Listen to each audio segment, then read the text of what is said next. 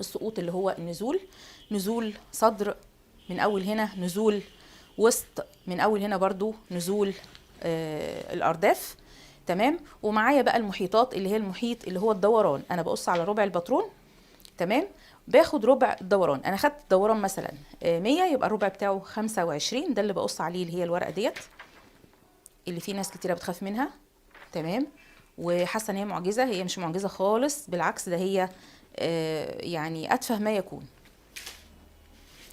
تمام. بحط الباترون بتاعي اللي هو ربع الباترون، ولكن طبعا بنزل او بخلي حردة الرقبة ديت تمام متجهة ناحية مقفول بتاع القماش، يعني ده المقفول بتاع القماش، بخلي حردة الرقبة متجهة ليه بالوضع ده، وبحط الباترون بتاعي بالشكل ده. عايزة تدبسيه مفيش مشكلة، ايديكي متحكمة في القص، بتقصي على طول.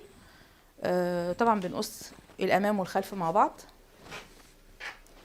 بقص بالوضع ده الامام والخلف مع بعض. باخد طول الدريس، انا يا بنات القماشه ديت شتوي، القماشه شتوي اللي هو البرش المضلع ده، هتلاقيه في الازهر في حدود 50 جنيه المتر تقريبا. تمام. كويس جدا. حلو يعني، بيتعمل منكم، ممكن تعملي منه دريس، تعملي منه بلوزه، وتعملي منه كمان بادي، بيبقى باين ان هو زي الصوف التريكو يعني في الشكل. تمام كده. هبدا ان انا اقص الفستان بتاعي زي ما انتم شايفين كده. بقص بطبق القماش على 4 طبقات، بخلي المقفول من ناحيتي، وبخلي اتجاه الرقبه من ناحيه المقفول بالوضع ده. تمام. ببدا اقص الفستان عادي.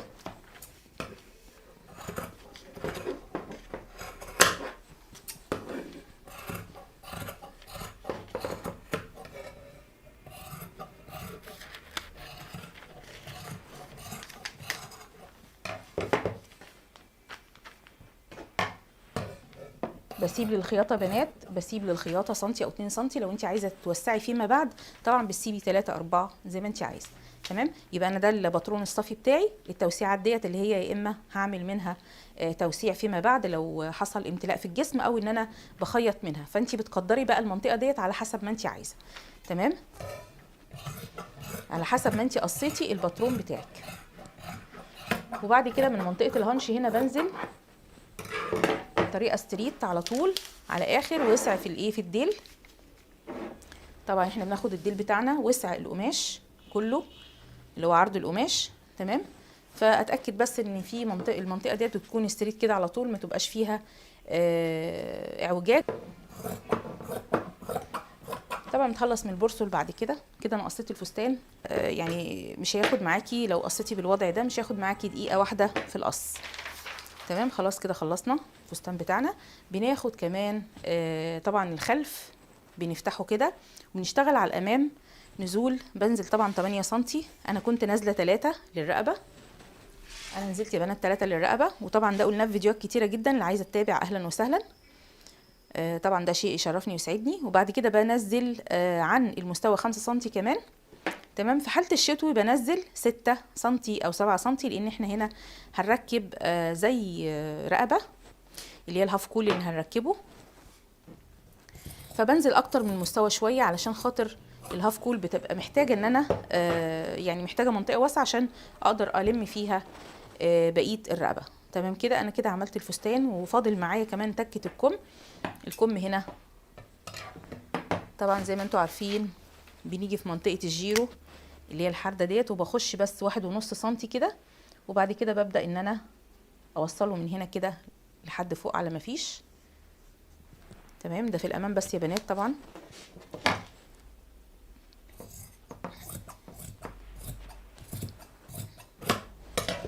ده بيكون عن الخلف. تمام. فاضل يا بنات معايا الكم طبعا منقسم ل3 اقسام.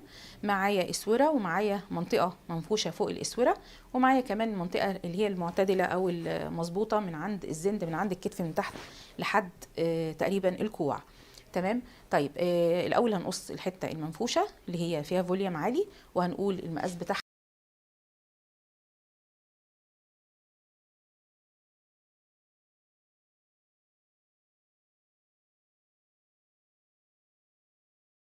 بقص المنطقه دي بتكون عدله، يعني ما بياخدش فيها اي حردات. تمام. الوسع بتاعها من فوق قد الوسع بتاعها من تحت. تمام كده للكمين.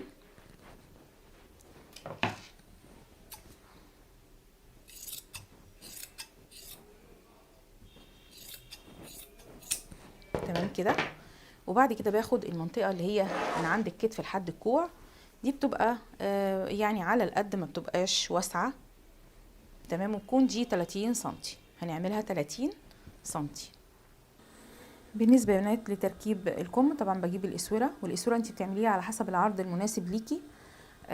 طبعا بتحسبيها برضو من طول الكم، يعني بتحسبي من طول الكم وبتزودي معاكي في كل الكم 6 سنتي، علشان خاطر هتروح في الخياطات معايا 6 سنتي رايحين في الخياطات في الكم ده. تمام. هاخد يا بنات الاسوره، باخد القطعه العريضه اللي تحت اللي هي تبقى متكشكشه على الاسوره، وببدا ان انا اركبها.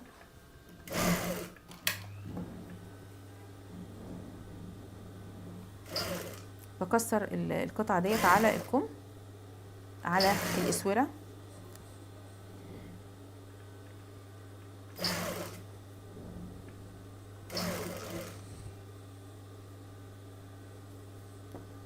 طبعا القماش فيها مطه، القماشه فيها مطه، فابدأي شدي الاسوره اللي تحت على قد ما تقدري، بحيث ان انتي تدخلي الكسرات، لان زي ما انتي عارفه ان الكم فيه فوليوم عالي. ده كده يا بنات شكل الاسوره بعد ما ركب فيها المنطقه اللي هي فيها فوليوم وقلنا هنكسرها. تمام. ببدأ ان انا اركب القطعه التانية اللي هي اللي عند الزند، من عند الكتف نزولا للزند. تمام. بركبها عليها، ببدأ ان انا هشد المنطقه ديت، هشد الكم اللي هو العلوي على المنطقه اللي تحت، علشان خاطر طبعا زي ما انتوا عارفين المنطقه اللي تحت اوسع من اللي فوق، فطبعا لازم اكون عامله كسرات عشان اوصل المنطقه اللي هي الكبيره على قد المنطقه الصغيره بالظبط.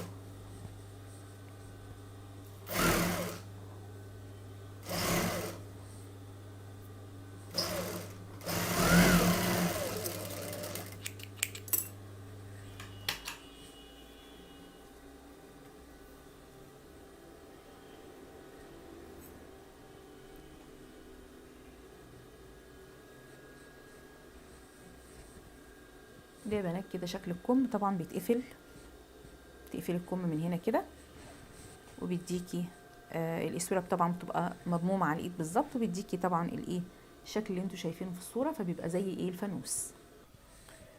طبعا يا جماعه تقفيل الفستان، طبعا يا جماعه تقفيل الفستان سهل جدا. بتقفلي الكتفين، وبعد كده بيبقى معاكي حردة الرقبه. حردة الرقبه عشان هنركب لها الهاف كول، يبقى انا نزلت من الظهر في الحردة بتاعتي، نزلت تقريبا 6 سنتي. تمام. ومن الامام نزلت 10 سنتي. تمام. باخد الهاف كول يا بنات عبارة عن قطعة 55 سنتي، طولها 55 سنتي. تمام.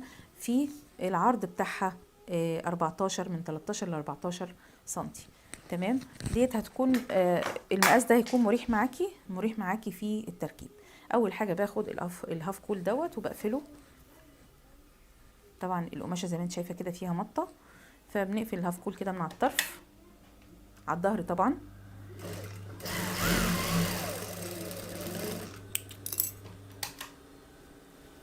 بعد كده ببدأ ان انا اتنيها كده بالوضع ده.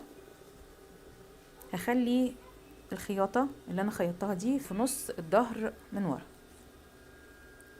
تمام. وببدأ اركب، باجي في النص بالظبط وبعمل كده. تمام.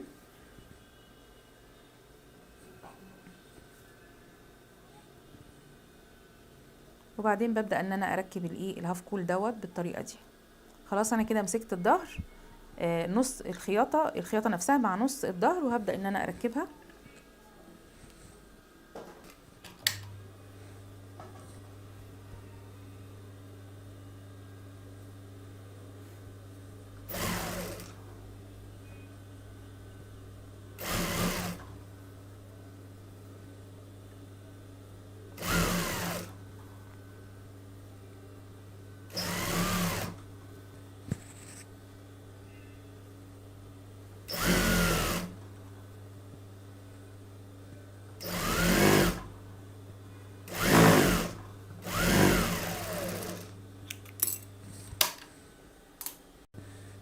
هنقفل يا بنات الجنبين.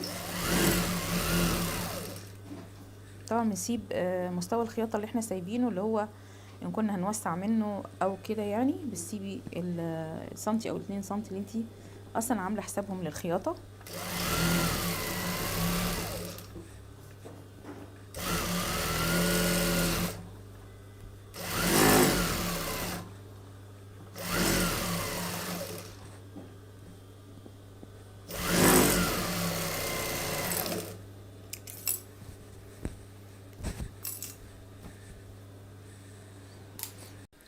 بالنسبة يا بنات للكم، طبعا عملناه مع بعض بطريقة، والطريقة التانية اللي هي انا ضفت له طبعا انا استغليت الخطوط كلها خطوط طولية، الخط ده طولي حتى الاسورة طولية، استغلتها وعملت خط عرضي زي ما انتم شايفين كده، يعني حوالي 5 سنتي حطيتهم بالعرض بين المنطقة المكشكشة اللي هي العالية اللي تحت، والمنطقة التانية اللي هي شبه مظبوطة على منطقة الزند.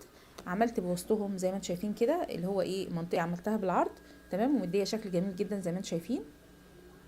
تمام، ده نبدأ نركب الكم بتاعنا في الفستان.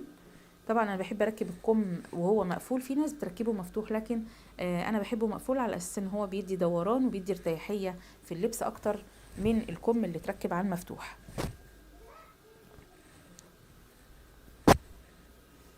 ببدأ ادخل دي المنطقه اللي احنا هنركب فيها، تمام، ببدأ ادخل الكم كده على المعدول جوه منطقه الجيرو، تمام، بتأكد ان المنطقة قد المنطقة، شوفهم الاتنين قد بعض اهم بالظبط، تمام.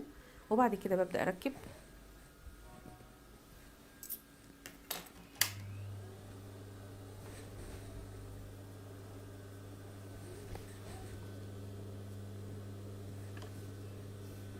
طبعا حاطة خياطة تحت الباط مع خياطة تحت الباط اللي هو بتاعة الكم مع الفستان نفسه، ببدأ احطهم على بعض الخياطتين دول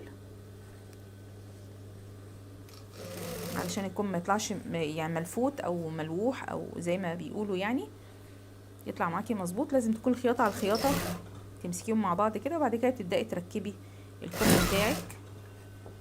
طالما الجيرو انت عاملاه قد الجيرو فان شاء الله يطلع مظبوط معاكي، مش هيبقى فيه اي مشكله. هاجي عند ترمبة الكم، لازم يكون منتصف ترمبة الكم مع منتصف الخياطه اللي على الكتف.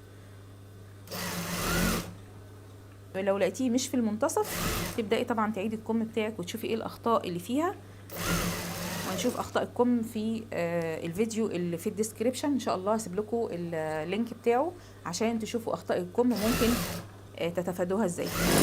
تفادي اخطاء الكم هتعرفوها في الفيديو اللي انا هسيب لكم اللينك. ده يا بنات كده الفستان خلاص خلص، طبعا عملناه مع بعض خطوه بخطوه، وده شكل الكم زي ما انتم شايفين كده، الفوليوم اللي هو شايفينه في الصوره. وركبنا طبعا الاسوره، وركبنا قطعه تاني اضافيه للكم بالعرض، ادت شكل احلى. ما تنسوش تعملوا لايك للفيديو وتشتركوا في القناه لو انتم مش مشتركين، وتفعلوا زر الجرس عشان يوصل لكم كل جديد. والسلام عليكم ورحمه الله وبركاته.